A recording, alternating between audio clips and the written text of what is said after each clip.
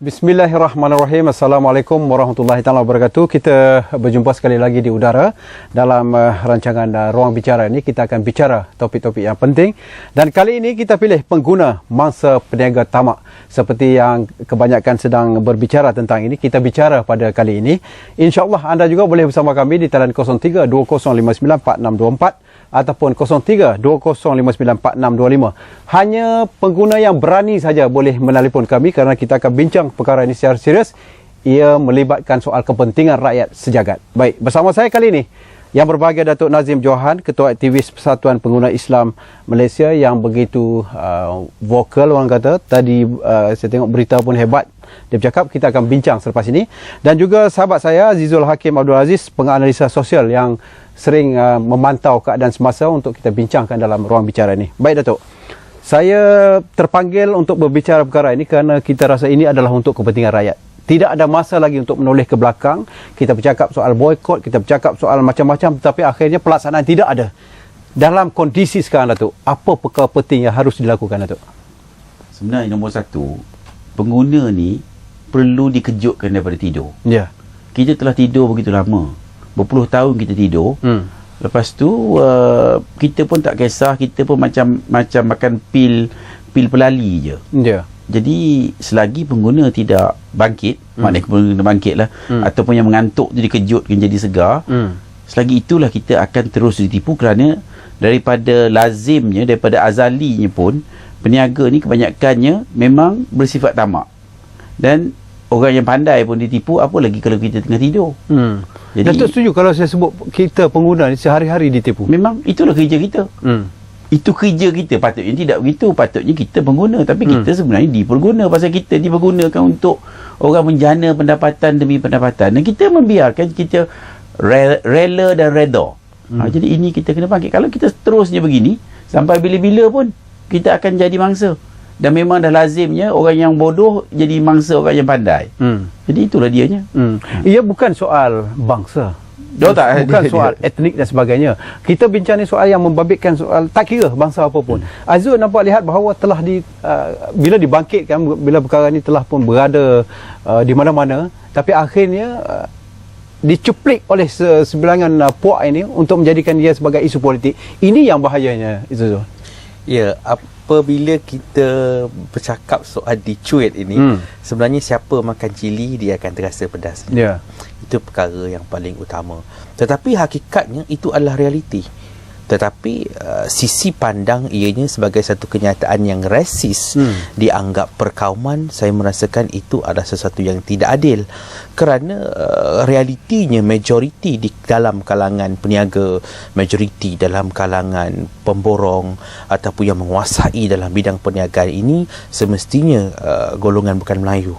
Yang mereka ini daripada sejarah, daripada merdeka sekali, kaum Cina misalnya memang sudah mempunyai tradisi mereka sebagai peniaga. Kemudian selepas merdeka duduk di kawasan bandar, wujudnya perstrukturan urban pada ketika itu, sehingga wujudnya polarisasi kaum. Dan kita tidak menafikan ini adalah faktor dasar pecah perintah penguasaan ekonomi oleh kaum Cina ini memang sudah terbudaya secara tidak sengaja, yang kita terpaksa menerima ianya sebagai realiti. Tetapi empunya diri akan mengatakan apabila terkeluarnya kenyataan seperti itu, ianya adalah berbau rasis. Tetapi kesan daripada isu harga barangan ini, kita perlu tahu bahawa dalam PRU 2008, Barisan Nasional hampir tewas kerana isu ekonomi. Kemudian pada PRU ke-13 ini, isu ekonomi dan isu harga barangan ini masih lagi menghantui pengguna, sehingga kan Barisan Nasional majoritinya kerusi di parlimen semakin merosot. Jadi saya merasakan pihak kerajaan perlu bertindak segera. Pada pandangan saya, apabila Datuk Ismail Sabri mengeluarkan kenyataan menyuruh para pengguna untuk memboikot, atas kapasiti menteri, saya kira tidak wajar. Sepatutnya sebagai menteri perlu menguatkuasakan undang-undang. Tetapi atas beliau juga seorang pemimpin dan juga seorang pengguna, Itu ada hak. melihat ianya perlu diboikot, itu ada hak bagi beliau. PPIM saya lihat begitu sibuk dalam hal ini itu sebelumnya pun begitu. Jadi bagaimana kita nak mentarbiah pengguna ni agar kita benar-benar dapat orang kata menggunakan hak kita sebagai pengguna ini dengan bijaksana, lestari itu. Ini satu perkara yang sukar untuk kita laksanakan. Itulah dianya. Kalau kita tidak bijak, tadi kita ada buat satu press conference yang mana kita bandingkan hari mineral ini water tadi mineral water ni saya nak share pasal apa tak serve saya minyak petrol ke ataupun bagi lagi saudara murah, kita lagi bagi murah, diesel murah lagi. Jadi kita melihat perkara ini sebagai satu keajaiban ataupun kepelikan. Macam mana minyak yang diproses berbilion ringgit tu sebelum dia apa ni jadi minyak berbandingkan dengan air tu, kita membayar harga air lebih dan kita berpuluh tahun dah kita minum air mineral ni dengan harga yang mahal. Sampai kalau kat hotel pun lebih. Jadi kita macam mengantuk lah. Itu yang kita cerita tadi. Kita mengantuk dan mungkin kita tidak kisah ataupun tidak sedar ataupun dibuai entah apa benda menjadikan orang boleh menipu kita dengan mudah. Jadi ini satu keadaan yang kita lihat mungkin hari ini lebih ramai yang bersetuju dan mungkin juga dengan kenyataan yang dibuat sebenarnya fakta yang dibuat oleh Dato' Ismail Sabri membuatkan orang lebih sedar. Dan hari ini kita tengok mana-mana sokongan yang agak bersungguh-sungguh kali ini kerana mungkin orang kecewa kerana telah lama berlaku keadaan begini. Walaupun ia tidak sebenarnya macam kita cerita tadi, dia siapa pun peniaga begitu, tapi kebetulan memang orang Cina tu peniaga dia lebih ramai, jadi memanglah terkena kepada dia. Tapi biasanya peniaga memang itulah cara dia, kalau tak tipu bukan berniaga kata dia. Jadi dalam konteks ini saya tidak nampak keadaannya perlu treatment yang lain. Treatmentnya hari ini peniaga perlu dibangkitkan supaya mereka faham hak dan tanggungjawab mereka. Jadi kalau dia dah faham hak, faham tanggungjawab, dia akan buat sesuatu. Tak adalah dia nak beli air sampai lebih harga pada minyak pun dia tak kisah. Okey juga. Dan kita tengok banyak benda-benda yang tidak okey di sekeliling kita. Jadi kita kena bangkit dan biar bawa benda ni supaya jadi okey. Cuba bayangkan dalam konteks ini juga ya. Contohnya lah, kita ada undang-undang berkaitan dengan Akta Persaingan. Okey, mana dia Akta Persaingan? Akta Pencatutan. Minyak air yang dijual 39 sen di Tesco, satu pasaraya, dijual di Old Town White Cafe sampai RM3.50. Jadi orang beli juga. Jadi minum juga. Jaga status. Jadi jaga status ke atau benda, tapi itulah dia hakikatnya kita. Dan air di kedai satu Malaysia, air mineral 500 ml 39 sen juga berbanding yang dijual begitu mahal. Jadi kenapa? Jadi perkara ini perlu kita lihat secara serius supaya kita dapat menangani. Walaupun air ni kecil, perkara-perkara besar ini tidak mungkin dapat ditangani jika perkara kecil seperti air itu terlepas pandang. Jadi dalam konteks ini juga kita pun bertanya, kenapa Akta Pencatutan tidak digunakan? Mungkin kita boleh guna pasal apa? Kos 30 sen dan kita telah campur-campur, kos dia patutnya lebih kurang dalam 80 sen begitu, tidak lebih pada RM1, tapi orang jual mahal. Jadi boleh atau tidak Akta digunakan di sini. Dan juga itu satu Akta Persaingan juga perlu digunakan. Mungkin kita ada undang-undang, kalau kita tak guna jadi orang pun tak pandang lah. Jadi dalam Akta Persaingan sendiri pun kalau kita lihat ada yang tidak kena dalam proses. Contohnya penjualan air mineral. Kenapa dalam stesen minyak Petronas ni air mineral yang dijual datang daripada satu syarikat saja. Air tapisan datang daripada satu syarikat, sedangkan kalau kita tengok soya bean begitu banyak ada jenis brandnya. Tapi kenapa ada yang tak kena, apa yang tak kena, dan kenapa jadi begini, kenapa tidak dibuka pasaran? Jadi kalau kita lihat daripada sudut itu, maka Akta Persaingan patutnya digunakan untuk memberi peluang. Tak ada sebab satu JLC begini mengambil daripada satu syarikat saja. Dan ini juga bercerita pasal harga. Bila dibuka mungkin harga boleh kurang lagi. Tapi kalau harga ini tidak dikawal secara bijaksana, maka tidak ada competition langsung. Bubuhlah RM1 berapa ke, RM1.2 ke, RM1.3, orang dah terpaksa beli. Satu perkara yang saya jelas nampak, Aizul, bila kita sebut soal boykot ni, saya tak upah nak percaya dengan perkataan boykot ni, kerana ketika panas dia kata dia boykot lah tapi selepas tu jadi macam biasa balik. Kita sebut soal macam Datuk sebutkan tadi, mineral water contoh yang paling mudah sekali. Tapi Ustaz, kita boykot satu barang je, mineral water saja. kita dah pasal kita tak berkesan. Pasal sebelum ni kejap buat, kejap tak, kejap buat, kejap tidak, kejap panas, kejap sejuk. Jadi kita nak teruskan benda tu, minta pengguna sekali satu barang saja. Kalau banyak ni tak ingat. Banyak pun ni tak perasan. Jadi satu je. Pasal orang kita ni boleh buat tak boleh buat. Kalau satu tak boleh buat, baik tak usah buat apa-apa. Tapi kalau kita boleh buat, maka kita akan mewakili pengguna. Sekali ini kita dah tak mahu lagi ditipu. It is now or never lah katakan. Dah hari ini kita cukup-cukup lah orang yang menipunya. Azul, mungkin Azul dapat menyatakan bahawa tadi kita sebut soal kenyataan Datuk Ismail Sabri itu lebih kepada kalau sebagai menteri memang tak berapa tepat. Mantan Perdana Menteri pun kata sebut benda tu bukan soal rasis, soal bangsa dan sebagainya. Kerana ada orang Melayu yang tamak juga dalam perniagaan yang tidak turun harga. Tak rasa dalam konteks itu, semasa itu mungkin dia pun kecewa. Macam mana tak kecewa? Ikan RM1.50 naik sampai di KL RM19, RM17. Jadi kecewa juga kan? Kecewa, sudah tentu kita. Jadi kita nak cari jalan yang sebenar. Bagaimana kita nak mengajar peniaga-peniaga tamak ni harus diberi orang kata apa? Diberi pendekatan yang drastik supaya mereka ni berubah. Kerana kalau tidak, pengguna tetap akan jadi mangsa sejak pada azali sehingga ke Luar Mahfuz dia memang kebuayan ke liang lahat. Jadi sangat sukar. Boykot mempunyai satu cabaran yang lebih besar. Sebabnya masyarakat kita tidak biasa dengan amalan boykot. Itu pertama. Kerana soal mentaliti masyarakat di Malaysia, barang-barang keperluan mahal, murah, mereka tetap akan perlukan, mereka tetap akan beli. Dulu waktu isu bagaimana serangan Israel ke atas Palestin, bagaimana idea untuk memboikot McDonald. Tapi sampai bila? Adakah sampai hari ini? Dah penuh balik dah. McDonald. Jadi isu boikot ataupun tindakan boikot yang menjadi kempen pada hari ini sangat sukar untuk dilaksanakan kerana kekangan mentaliti masyarakat. Itu pertama. Sebab itu tadi Datuk Nazim menyebut bahawa susah kalau kita nak letakkan semua-semua barang kita nak boykot. Lebih baik kita letakkan satu barang saja.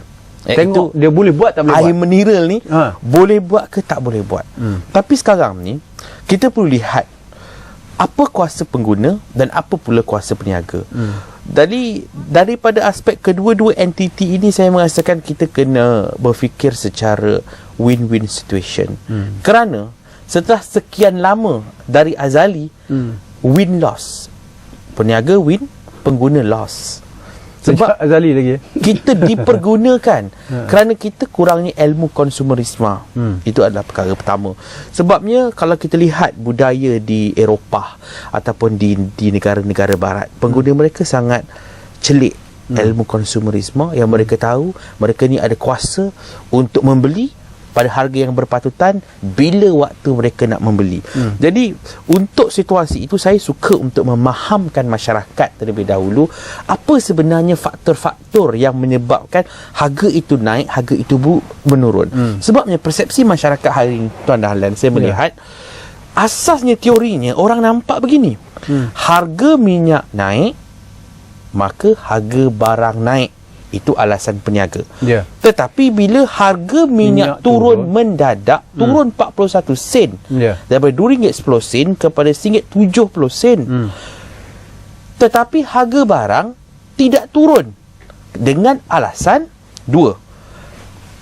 Pertama, peniaga mengatakan bahawa apabila kejatuhan ringgit Malaysia menyebabkan barang-barang mereka nak import daripada luar masuk menjadi mahal, so harga tak dapat diturunkan. Itu adalah faktor pertama.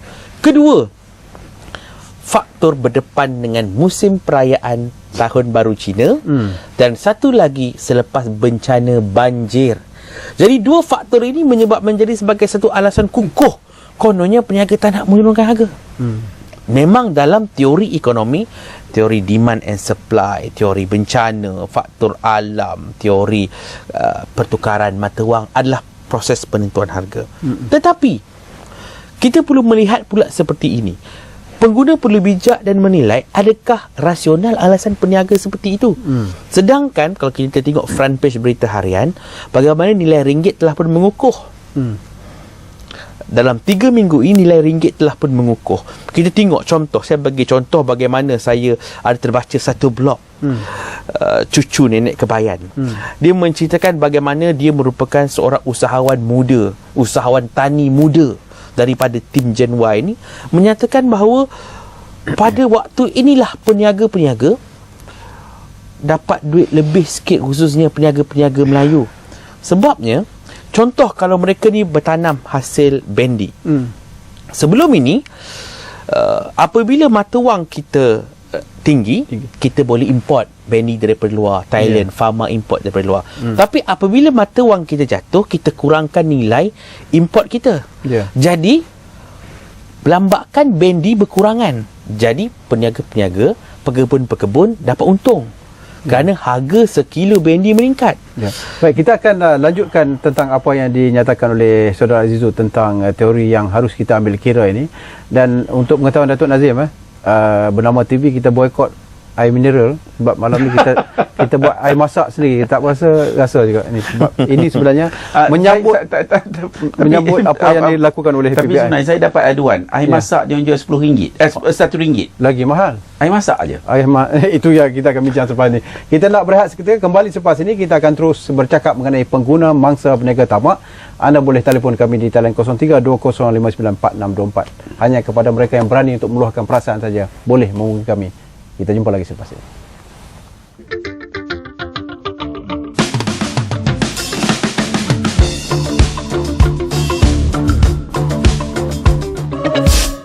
Isu semasa dan terkini industri kreatif tanah air. Perkembangan muzik tempatan.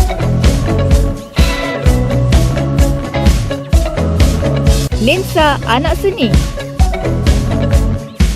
Aksi layar perak.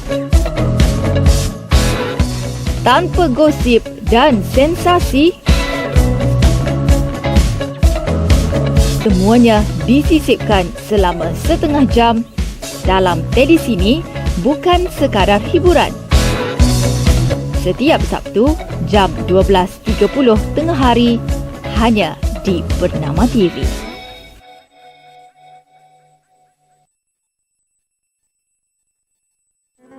Dibelenggu kebankrapan semuanya bukan pilihan. Saya pernah cuba dibantu, namun saya tidak hiraukannya kerana saya merasakan MDI akan bertindak kejam terhadap saya. Sehinggalah kebankrapan mula mengganggu hidup saya.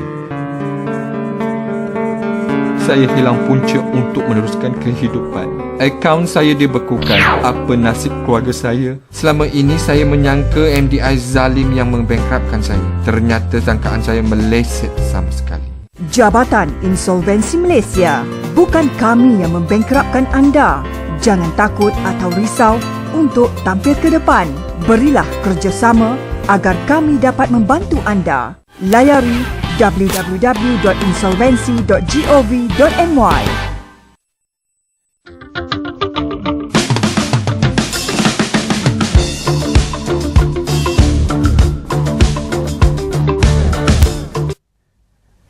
Baik, terima kasih. Kita jumpa lagi. Kita bicara mengenai pengguna mangsa peniaga tamak bersama dengan yang berbahagia Datuk Nazim Johan dan juga Saudara Azizul Hakim Abdul Aziz, penganalisa sosial. Datuk ada masa kita berehat tadi, Datuk dah sebut soal kucing. Kucing. Sikap dah kucing. saya duk bercakap dah. 10 kali harga minyak turun pun, saya yakin barang tidak akan turun. Itu yang saya sebab tadi. Tidak akan turun. Ni pasal peniaga kata ni, pasal tu saya sebut pasal dia orang ni keturunan kucing. Keturunan kucing ni maksud saya ni, kucing ni dia panjat pokok kelapa. Kadang-kadang saya biasa ada kucing. Jadi bila cari siang-siang tu tak ada. Rupanya miau-miau-miau dia kat atas pokok. Naik pokok. Dia naik pokok kelapa. Pasal saya rumah saya ada pokok kelapa semua. Jadi kita suruh dia naik pandai laju, laju. Bila turun lambat. Dia tak boleh turun. Tak boleh reverse gear, tak ada. Jadi kena ambil orang, suruh upah orang kampung pergi ambil kucing tu buat anjak. Inilah kita nak kena buat ni. Kita kena paksa peniaga untuk bertanggungjawab. Tapi tanggungjawab bukan budaya kita. Honourable itu pun tidak, juga reliable pun tidak. Saya bukan Malay bashing ni, tapi inilah kelemahan kita yang kita perlu atasi. Kalau kita tak sedar, macam mana kita nak atasi? Jadi kita perlu sedar, kita perlu buat sesuatu. Jangan harap kerjaan semua ataupun harap Ismail Sabri seorang, Datuk Ismail Sabri pun tak kena. Kita kena beramai-ramai bertanggungjawab. Buat sesuatu untuk mengubah nasib kita. Jadi hari ini apa yang kita telah lakukan, itu yang sebab kita kata okeylah, kita nak cuba first time. Kita cuba betul-betul kalau boykot ni boleh boykot. Setakat mana kita boleh boykot? Kalau boykot itu pun tak mampu, dah cerita benda lain lah. Bukan nak suruh pergi perang, suruh boykot ni tak minum. Sedangkan bukan tak ada minuman air lain. Benda yang impossible. Bukan suruh kata boykot naik kapal terbang, tak boleh nak pergi luar negara, tak boleh nak pergi haji, tak boleh, tidak. Bahkan mineral water je. Ini pun ada. Jadi ini yang kita nak cuba. Tapi kalau kita berjaya, kalau kita bersungguh, kita berjaya, kita akan hantar signal yang cukup jelas kepada mereka ini yang kita sudah bersedia. Apa yang PPIM lakukan tu mungkin dah ada senarai yang ada. Kita akan dalam masa ke semasa kita akan keluarkan senarai-senarai. Pasal kita sudah ada wujudkan Boycott Research Center. Maknanya kita buat research. Pasal kita pun tak nak hentam orang tak pasal-pasal. Jadi cuba buat, tengok apa dia, kenapa nak boycott. Mungkin pasal mineral water ni, pasal kita tengok amalan tidak sihat. Syarikat Petronas memberi kontrak pada satu syarikat saja, contohnya lah. Jadi benda yang tak sihat. Jadi kita demand an answer daripada pihak Petronas yang mempunyai tanggungjawab. Tapi mungkin orang kita pun tidak biasa dengan tanggungjawab. Mungkin biasa dengan benda lain, saya tak tahulah. Jadi benda-benda seperti ini tidak seharusnya berlaku. Pasal kita ni bukan kita tak sebagai pengguna, kita juga bukan semata-mata mahukan hak kita. Kita juga kena tunjuk tanggungjawab kita. Dan benda ini bersifat masyarakat. Ya. Satu perkara tu, apabila kita dengar apa yang dinyatakan oleh Yang Berbahagia Datuk, bermakna kata soal-soal kenaikan penurunan harga barang ni tidak akan mudah untuk berlaku. Tak payah nak harap. Tak payah nak harap. Jadi ini memperlihatkan bahawa kedudukan pengguna ni sehingga bila-bila kita akan begitu. Kalau kita tak berubah lah. Kalau kita tak berubah. Betul. Di Malaysia sangat jarang berlaku penurunan harga. Kalau kita bandingkan di Barat ataupun di Eropah, kita tengok waktu hujung tahun, kalau mereka ada Boxing Day, kalau mereka sale, less harga tu memang betul-betul turun. Kalau kita perhatikan, harga tu 70%, memang betul-betul 70% daripada harga sebenar, turun 70%. Tetapi kalau di Malaysia, sale dia pun, promosi dia pun tipu. Iaitu harga tu dinaikkan 3 kali ganda, kemudian dipotong 70%. Jadi golongan wanita khususnya mudah terpedaya. Tengok 70% besar-besar macam tu, terus rembat aja barang-barang ni. Penuh bonet kereta. Penuh. Jadi apabila peniaga perangkap ni terkena, dibuat lagi, diulang. Jadi jualan sale ini, kononnya penurunan harga ini hanyalah topeng untuk memberangkap pengguna untuk datang nak panggil. Untuk datang. Jadi itu di Malaysia sangat berbeza dengan apa yang berlaku di ini luar bermakna negara. Kementerian yang bertanggungjawab tak buat kerja lah, Zul. Kalau kita rasa benda ni berlaku, itu jelas yang boleh saya nyatakan. Kalau ini satu penipuan naik 3 kali turun balik kan, benda ni yang kita nampak penguatkuasaan tidak begitu hebat. Ya, saya tidak menafikan penguatkuasaan dalam satu proses rantaian itu dia berpusing ataupun dalam satu kitaran berlaku daripada laporan pengguna. Isu yang awal-awal tadi saya katakan, kelemahan mentaliti dan kurangnya ilmu kepenggunaan. Apabila pengguna beli ditipu tanpa sedar, maka mereka tidak membuat aduan. Tapi kalau mereka beli barang tu luput, barang tu ditipu, mereka buat fashion kecantikan, tiba-tiba muka jadi lain, mereka akan mengadu. Tetapi kalau bab penipuan harga ini, mereka seronok, mereka tak rasa mereka ditipu, jadi mereka tak buat aduan. So penguatkuasa juga tidak mendapat maklumat. Tapi perkara tersebutlah yang saya perlu tekankan, bahawa perlu ada perubahan minda dan masyarakat, dan perubahan tindakan yang lebih agresif daripada pihak kerajaan. Hari ini sebagai rakyat, saya melihat kami sudah mula rasa kami diperdaya, ditipu ataupun dipergunakan oleh kedua-dua belah pihak. Kode saya ini nak menjelaskan bahawa, misalnya contoh isu harga minyak. Kita tengok Rafizi Ramli memperjuangkan harga minyak turun.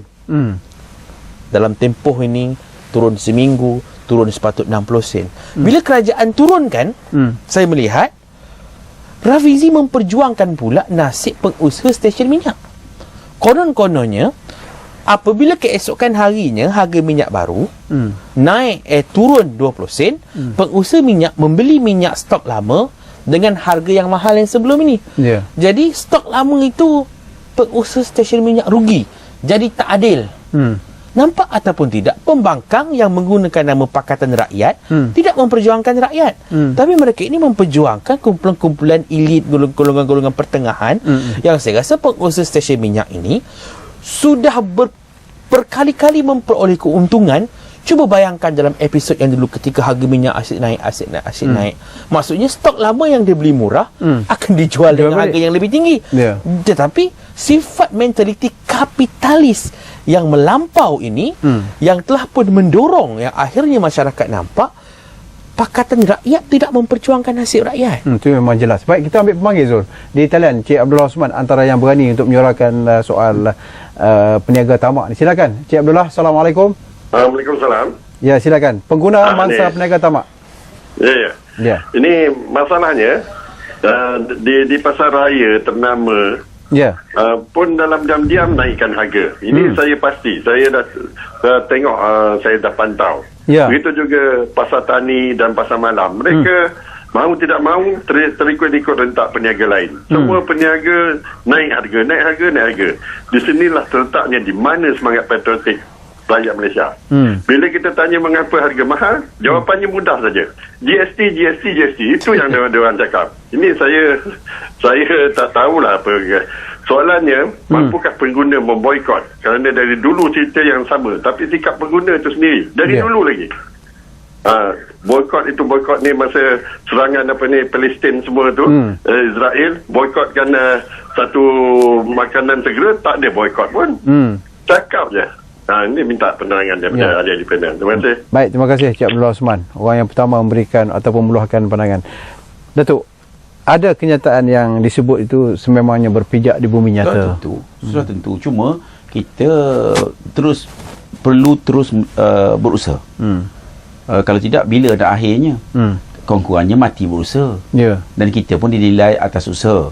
Berjaya tidak berjaya tak tahu, tetapi kalau tak usaha dah tentu tak berjaya. Ini bukan angan-angan. Tapi sebab itulah kita kata kita pun tak nak buat boikot benda-benda yang impossible, benda-benda yang tidak ada pilihan lain. Kita boikot benda yang paling senang. Maknanya kita boleh jamin untuk boikot ini berjaya, tidak seorang pun rakyat Malaysia perlu mati dahaga. Benda paling mudah kalau katakan guna jenama lain je. Guna jenama lain je, dan jenama itu biarlah dikurang daripada RM1. Pasal apa air mineral nak mahal sampai lebih RM1 pun saya pun tak faham sebenarnya. Dan kita membiarkannya. Dan kita ada bercerita tadi dalam PC kita tadi, mungkin kalau pengguna tidak terdaya nak buat, mungkinlah kerajaan kena masuk untuk membuat harga ceiling kepada air ni. Tapi benda yang tak mensabar, benda yang kita boleh buat. Dan hari ini, kalau para pendengar di luar sana, penontonnya, kita boleh mengambil kesempatan ini untuk tunjuk, untuk berserta dengan kempen ni. Okey, kita boikot. Bukannya benda susah.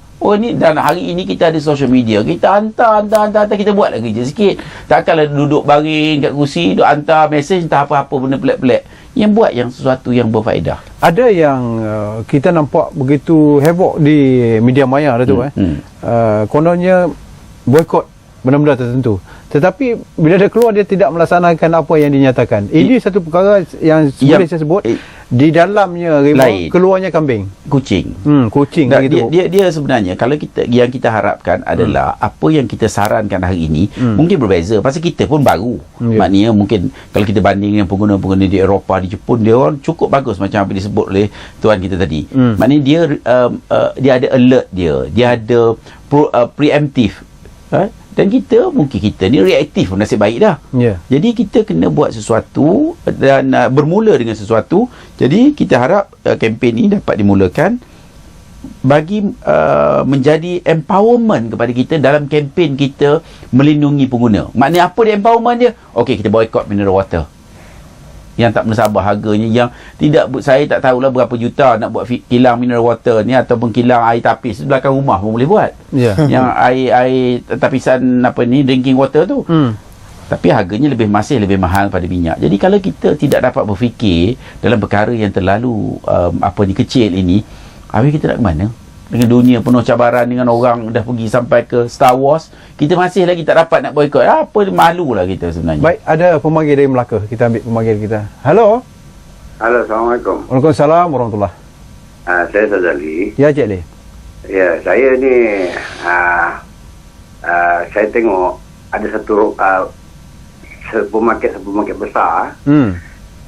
Dia mengenakan menjadi ahli dalam supermarket tu. Membership macam kata, membership.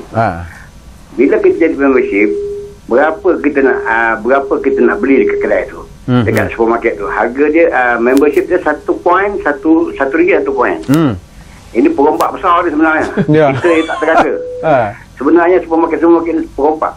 Kalau daripada petrol pump, dia bagi membership macam Petronas, dia tak ada benda, dia tak kenakan kita yuran. Yang ini 1 tahun RM12. Cuba kita baca balik semua. Dah 1 tahun RM12. Kita nak pergi beli kat kedai dia, kita dah kira-kira setahun kita beli, kita ada 3,000 poin. 3,000 poin bermakna kita RM1 dah RM3,000. Apabila kita nak tukarkan dengan barangan, barangan itu saya pernah buat 3 tahun 3 tahun RM12 saya kena. Barangan 7 poin ada RM12,000. RM12,000 bermakna RM12,000. Tapi barang yang dia bagi kat saya tu cuma RM15 pun tak sampai. Memang perompak besar lah tu kita sebut Perompak besar sebenarnya. Baik, terima kasih Cik Lee. Saya setuju dengan ayat tu. Kita ambil pemanggil daripada Pulau Pinang tu. Hello. Hello. Assalamualaikum. Waalaikumsalam. Tuan Dahlan. Ya, waalaikumsalam warahmatullahi. Silakan. Assalamualaikum kepada ahli panel yang berbahagia. Saya nak bagi pandangan saya sikit tentang isu inilah. Kita sekarang bercakap tentang kesedaran pengguna itu perlu ada. Tetapi persoalannya bagaimana nak membolehkan pengguna mengambil tindakan. Itu yang perlu kita laksanakan. Betul. Jadi sebagai satu contoh lah. Jadi ini mungkin saya nak tanya pendapat Datuk Nazim. Yang ini saya terus terang kita tengok senario ini sebelum ini. Kita memahami bahawa pengguna dia ni bukan pengguna lah, semua orang lah resistance to change. Ini satu fenomena resistance to change. Manusia dia sukar untuk merubah, kecuali sesuatu keadaan memaksa dia, menekan dia, baru dia akan ubah. Ini sejarah manusia kita tengok di Jepun, di mana-mana. Hiroshima bila jatuh bom, barulah ada kebangkitan. Ini sesuatu yang luar biasa berlaku, baru boleh berubah secara besar-besaran. Di Malaysia pun saya tengok dalam isu penggunaan ini pun pernah berubah di kalangan pengguna-pengguna orang Islam. Contohnya Al-Arkam suatu masa dulu dia meniaga di pasaran, dia juga membuka industri makanan. Kemudian bila ada alternatif kepada industri ini kepada orang-orang Islam, Muslim, orang memilih dia. Jadi itu memudahkan kesedaran itu, tindakan itu diambil. Jadi itu satu contoh yang kita telah tengok.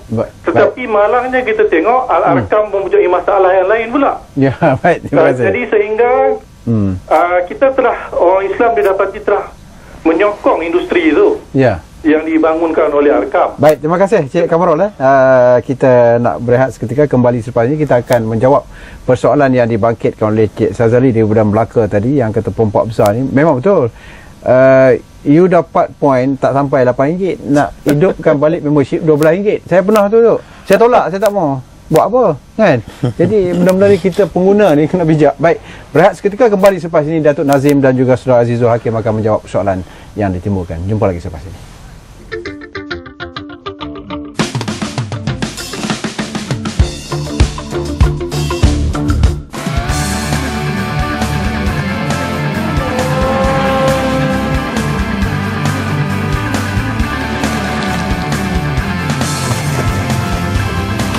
Girang gemilang atau penuh kecundang, paparan kegairahan, laporan sukan tanpa sempadan, wadah bertenaga dan terkini, Sukan @Bernama TV.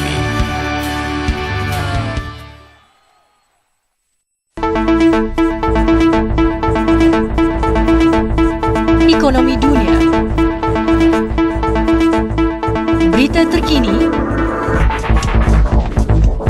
isu semasa, segalanya baru dan benar hanya di Berita Dunia.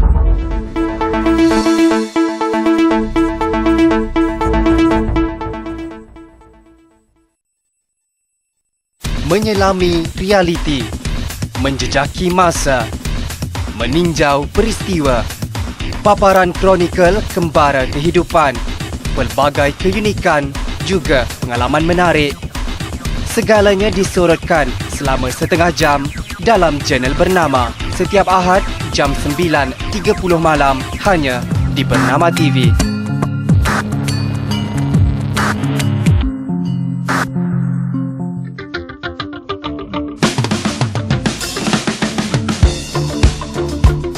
Terima kasih. Kita jumpa lagi ruang bicara pengguna mangsa peniaga tamak. Hanya yang berani saja boleh menelpon kami di talian 03 20594624. Kita lontarkan apa saja. Boleh kategori peniaga tamak ni bagaimana, kerana Datuk Nazim ada bersama kita. Jangan takut, kerana dia boleh memberikan pandangan dan juga kupasan tentang apa yang dibangkitkan. Begitu juga dengan saudara Azizul Hakim Abdul Aziz yang telah pun memberikan pencerahan yang cukup baik tentang isu yang sedang berlegah dalam pemikiran kita.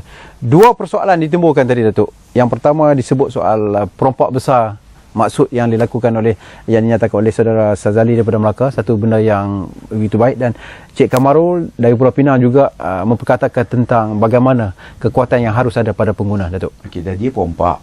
Dah memang kerja dia. Jadi kita ni pengguna perlu sedar. Kalau dia perompak, kita lepas bagi peluang sikit. Boleh dah perompak, dan memang itulah budaya dia.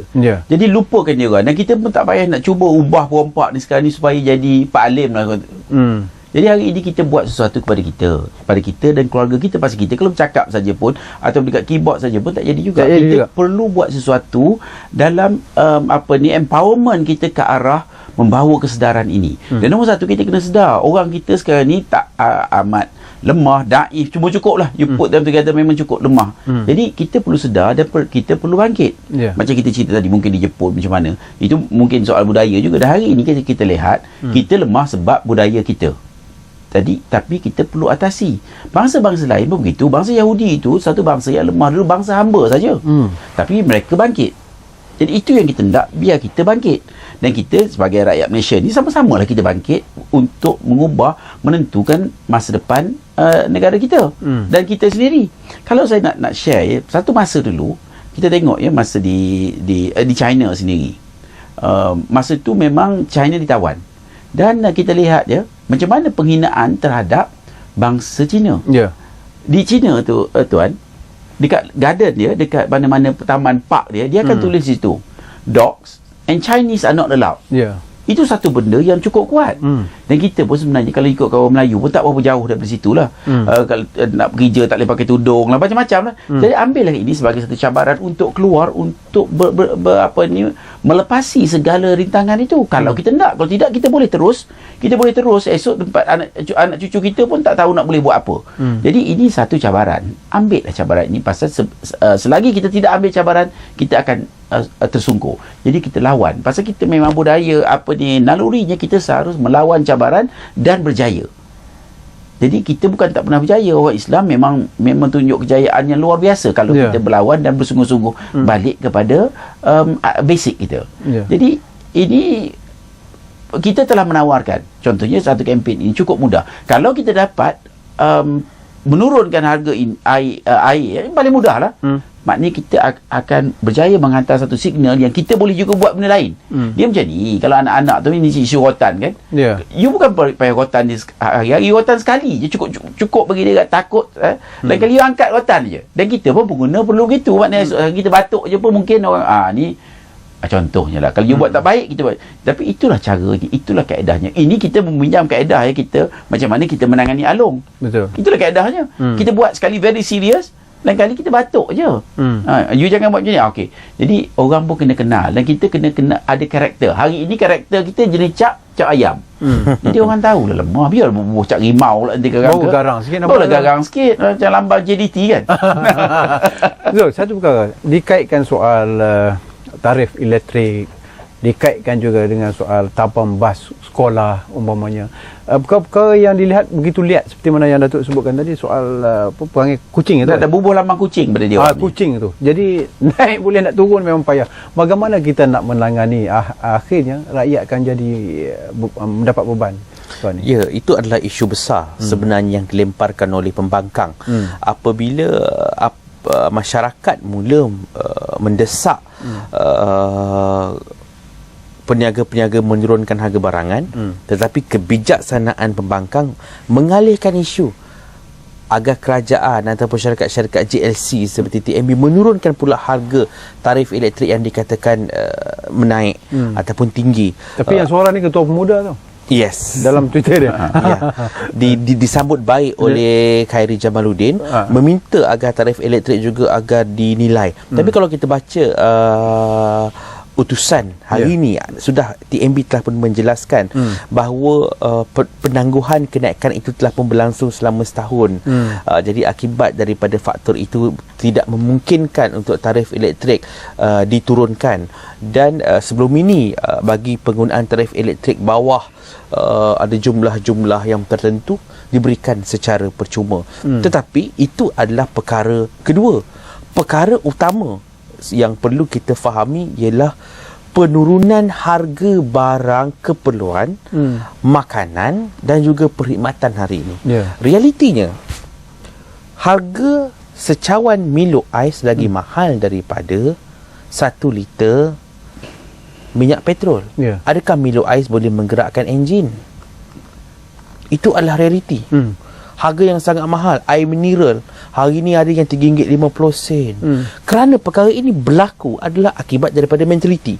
Mentaliti itu datangnya daripada mana? Taraf hidup yang tinggi. Realiti masyarakat di Malaysia sudah mempunyai pendidikan yang tinggi, mempunyai ekonomi, mempunyai pendapatan, mempunyai simpanan. Jadi mereka merasakan sesuatu yang mahal itu adalah berkualiti. Sesuatu yang mahal itu maksudnya kita membeli status, kita membeli jenama, kita membeli suasana, kita duduk dekat restoran yang mewah. Sebab itulah harga tu jadi mahal. Tertarik RM15 pun tak kisah. Tertarik RM15. Status tu. Kerana status, kerana jenama, kerana suasana. Jadi perkara itulah yang sebenarnya memomokkan kita peniaga semakin berani dan bijak memanipulasikan harga. Sebab itu saya pernah mengalami bahawa satu hari itu saya bawa kereta Viva pergi beli buah durian. Harganya murah. Keesokan harinya saya naik kereta abang saya Toyota. Saya pergi, harga jadi lain. Jadi maksudnya peniaga juga melihat status seseorang yang datang tu daripada keretanya. Jadi perkara-perkara seperti inilah yang pengguna sebenarnya perlu licik, perlu jadi lebih licik daripada peniaga. Pengguna perlu lebih jadi cerdik daripada peniaga, kerana kalau tidak kita akan terus dimanipulasikan. Tetapi saya sangat kecewa, rakyat sangat kecewa dengan pakatan rakyat dan pembangkang, kerana pada ketika ini sepatutnya dia membela nasib rakyat, membela pengguna, bukannya membela peniaga segelintir mereka ini dan juga menolak ataupun taichi isu kenaikan, isu penurunan harga ini kepada dasar-dasar kerajaan. Saya rasa ini tidak adil. Baik, Datuk, Majlis Harga Negara pernah dilaksanakan ketika zaman Tun Abdullah Badawi dulu. Dua mekanisme yang penting, stok simpanan kebangsaan dan juga pusat panggilan kebangsaan. Apa jadi itu? Pasal saya tidak jaga tempat tu, jadi saya tak boleh nak jawab. Tapi hakikatnya kita melihat daripada sudut kebiasaan kita. Kita mempunyai cukup undang-undang. Kita mempunyai berbagai mekanisme. Tapi kalau jenis keris pun tak pakai, keris pun bengkok tak guna juga. Duk bersarung. Jadi kalau bersarung tak apa je. Kan sekarang ni dia orang nak bagi keris orang Melayu, keris yang bengkok tu.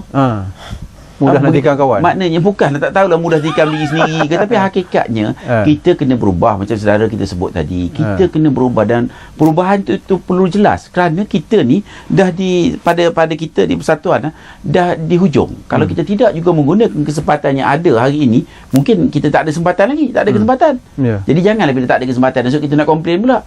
Jadi apapun ini salah kita. Kita ada pilihan. Jalannya ada dua. Nak elok ke tak nak elok?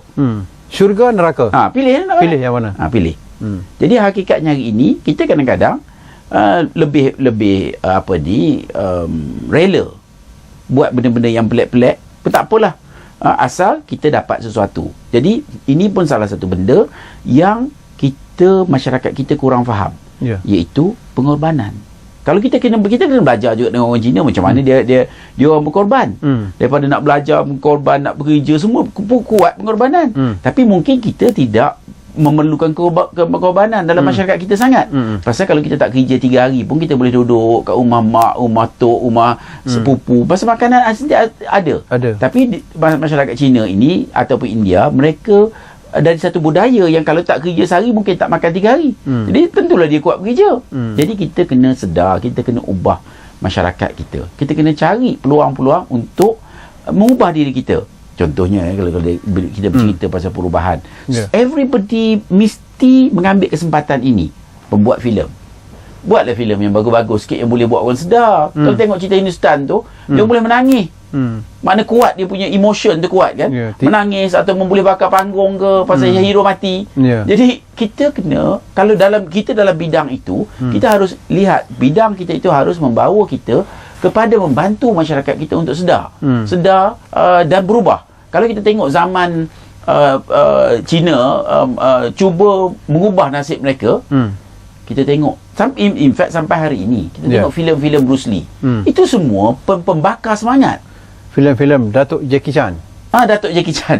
Itu semua pembakar. Sampai hari ini filem yang dikeluar pun, yang dia lawannya Mat Salleh, dia melawannya Jepun. Sentiasa dibakar. Kita pula cerita pasal mak tiri, cerita pasal mati ni bini nombor 2, tak berkawan dengan bini nombor 1, tak apa punya mentaliti saya pun tak faham lah. Kita jumpa lagi selepas ni tu, kerana menarik apa yang Datuk buat tadi, kerana itu sekurang-kurangnya menjedarkan penerbit-penerbit filem supaya dengar apa yang dan dengan lagu Datuk pun nak menangis saja. Menangis mana boleh tu kecuali filem Ustaz nak 3 ekar tanah tak cukup kan. Kita jumpa lagi selepas ni, jangan ke mana-mana.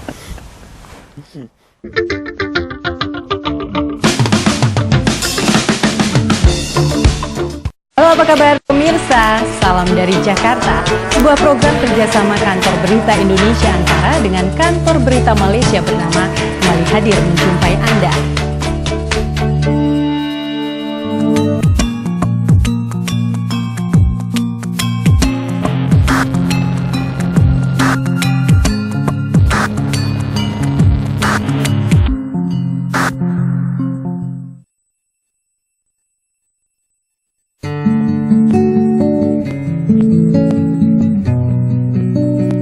Assalamualaikum.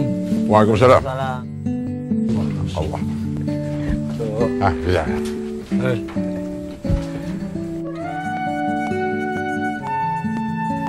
Tok, GST ni apa cerita, Tok? Panas sekarang ni. Apa pula panasnya? Cuma kita saja yang tak perasan, tak jelas. GST adalah cukai barangan dan perkhidmatan. Penambahbaikan kepada sistem cukai yang sedia ada. Maknanya GST ni akan menggantikan SST, cukai jualan dan perkhidmatan. Betul.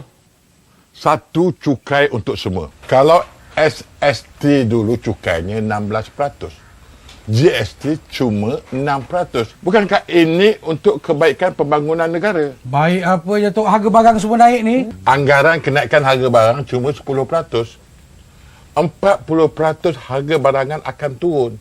Selebihnya kekal seperti mana sedia ada.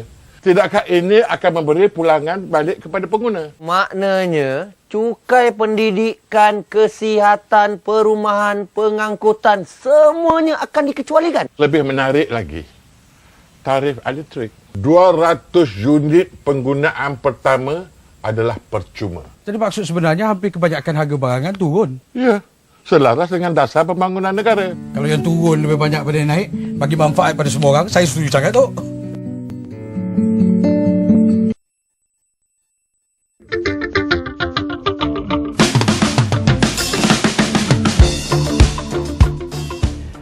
Saya bersetuju dengan apa yang dinyatakan oleh Saudara Azizul Hakim tadi. Kalau nak beli durian, baik kita naik basikal lagi bagus, kerana harga tu akan mengikut kenderaan yang kita pakai. Sama juga Zul.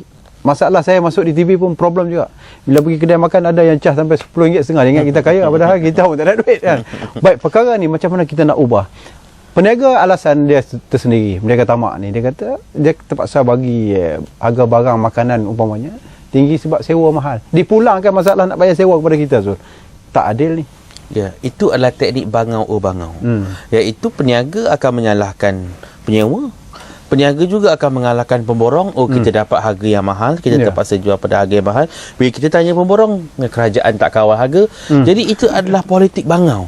Salah antara satu sama lain. Jadi dalam ruang yang singkat ini, saya akan unjurkan apa yang perlu masyarakat buat. Pertama, masyarakat sebagai pengguna mempunyai kuasa beli. Jadi apabila mempunyai kuasa beli, apabila setiap rantaian ataupun tindakan untuk membeli sesuatu barang mendapati harga itu mahal, kena tegur dan perlu mempersoalkan kepada peniaga tersebut, kenapa harga barang masih mahal, minggu lepas saya beli harga minyak dan turun, kena persoalkan. Jadi peniaga tersebut tahu bahawa itu adalah signal, direct signal daripada pengguna. Itu perkara pertama, mesti tanya, mesti persoalkan. Kedua, sekiranya harga yang kita dapat tu mahal, sekarang ni sudah zaman media sosial. Kita ada Facebook, kita ada Twitter. Viral kan benda kita tu? boleh viral. Kita tangkap gambar, kita letakkan dalam Facebook, kita letakkan dalam Twitter, kita minta orang like, kita minta orang share. Tangkap gambar mesti shopping je. Ya, ini kita asyik letak gambar makan menu hari ni apa, barang kita beli apa dia. Jadi maksudnya di situlah mentaliti kita ini tidak betul. Kita mengiklankan sesuatu benda yang tak sepatutnya, lebih kepada nak menunjuk, bukan untuk mengawal harga. Jadi saya cadangkan kita jumpa je beberapa kedai yang harganya melampau pada musim ini, yang sepatutnya kita mendapat hak kita tidak diperdaya dan ditipu oleh peniaga dan kapitalis ini. Ambil gambar peniaga kedai tu. Ya, kita ambil gambar kedai supaya orang tahu, kita sebarkan. Jadi di situ mereka tahu publicity kedai mereka akan terancam. Jadi di situ mereka mula berhati-hati. Itu adalah tindakan yang kedua. Ketiga, pengguna perlu melaporkan kepada pihak berkuasa. Dan saya mencadangkan juga pihak berkuasa perlu ada satu aplikasi telefon yang mudah diakses. Perlu ada aplikasi yang direct terus kepada handphone pengguna, boleh terus lapor mudah, seperti mana macam panggilan kecemasan ataupun sistem Android yang mudah dicapai oleh pengguna-pengguna sekarang supaya mereka boleh melaporkan. Keempat, peranan kerajaan. Peranan kerajaan sebagai penguatkuasa perlu memantau setiap kedai, bukan hanya respon ataupun reaktif yang Datuk sebutkan tadi, tetapi perlu proaktif, perlu memantau di setiap premis, di setiap kedai, kerana apabila kurangnya pemantauan, kurangnya pengawasan, di situlah peniaga mula mengambil kesempatan. Itu yang kita bimbang. Lebih-lebih lagi sekarang ini ialah apabila pula pelbagai isu, misalnya peniaga yang datang daripada orang asing yang kita pun sendiri tak tahu mereka pun bekerja. Jadi bila kita persoal pula kepada mereka, mereka bekerja bos yang tentukan harga. Semua ini adalah pengalaman, alasan-alasan dia. Alasan-alasan. Baik, Tok, saya teringat yang Cik Kamaru daripada Pulau Pinang sebut tadi, Tok, tentang dia kata patut beri kuasa kepada pengguna ni. Apa kuasa yang patut ada pada kita untuk menangani ataupun memerangi soal peniaga tamak ni, Tok? Kesedaran. Pasal kita mengata-kata, kita boleh nampak, kita boleh cakap, dan mungkin kalau ada apa-apa aplikasi yang boleh digunakan, kita boleh buat sesuatu, tetapi walaupun tak ada, kita kena juga buat sesuatu. Kena buat, dan kesedaran ini perlu menyeluruh. Dan kita yakin kalau kita boleh buat sesuatu, melaksanakan tanggungjawab kita dengan baik, kita boleh berjaya. Dan itulah juga sebabnya kita telah menubuhkan pusat penyelidikan boikot ini. Dan kita akan terima. Tujuan kita nak terima. Kalau ada kopi mahal ke, okey, hantar pada kita. Yang ini ke, yang apa ni, ikan mahal RM10 seekor ke, hantar pada kita. Yang nasi yang saya beli RM10 itu boleh hantar. Boleh. Jadi kita esok saya pergi ambil kedai tu. Okey. Jadi kita akan gunakan ini semua biar orang lain baca sama. Jadi selain daripada itu, kita mungkin sampai ke tahap okey, kita boikot. Jadi ini merupakan satu pergerakan pengguna yang bangkit, yang bijak. Pengguna perlu bijak. Selagi pengguna buta mata, buta hati, selagi itulah kita ditipu. Dan memang peranan peniaga ini kebanyakannya hendak menipu. Jadi kita kena atasi lah tu. Macam Azizul sebut tadi lah. Cuma bila Datuk cakap tadi, saya nak tambah sikit. Selain daripada apa pusat Serenti ni buat tu, peranan media. Peranan media, saya lihat selain daripada media cetak, media elektronik perlu memulakan kempen boikot ataupun memulakan kempen kesedaran pengguna tentang harga. Hari ini kalau kita tengok di rancangan-rancangan TV swasta, misalnya Maharaja Lawak, lawak-lawak yang dibuat itu tidak ada nilai kesedaran. Dan lawak jadi jatuh atas kita balik. Lawak-lawak jenaka yang akhirnya kita ketawa, akhirnya kosong. 5 minit lepas tu fikir soal hutang tak bayar lagi kan. Dia gembira masa tu je. Hutang. Boleh lupa hutang sekejap je. Sekejap untuk 5 minit. Jugalah. Maknanya dia macam makan aspirin. Masa tu rasa tak sakit, tapi sakit tu ada. Tak rasa saja. Lepas tu rasa balik. Jadi sebab itu saya cadangkan rancangan-rancangan TV, program-program lawak ini selitkan unsur-unsur ilmu, unsur pendidikan, ada nilai. Patutnya itulah asasnya pendidikan. Kalau kita tengok yang masa perang ya, di Germany ke di mana ke, atau masa zaman komunis itu, antara yang paling penting adalah jentera propaganda. Inilah dia propaganda yang kita cerita tadi. Kita nak cerita nak lawak, okeylah lawak lah, kau suka sangat lawak, tapi adalah nilai dia. Jangan melawak tak berapa pandai. Saya ingat lepas ni kita kena buat sesi kedua bersama dengan Azul dan juga Datuk Nazim, kerana perlu kita panjangkan soal peniaga tamak ni. Soal pengguna ni harus kita perjuangkan dari masa ke semasa, bukan hanya sesekali bila timbul isu bermusim. Macam kita nak balik raya, time tu lah nak buat ops jalan raya segala-gala lah. Jadi kemalangan ni berlaku setiap masa. Jadi ini benda yang harus kita panjangkan setiap masa. Baik, dalam soal perjuangan ini, adat bersilat berani berdarah, adat berjuang berani ditarah. Assalamualaikum warahmatullahi taala wabarakatuh.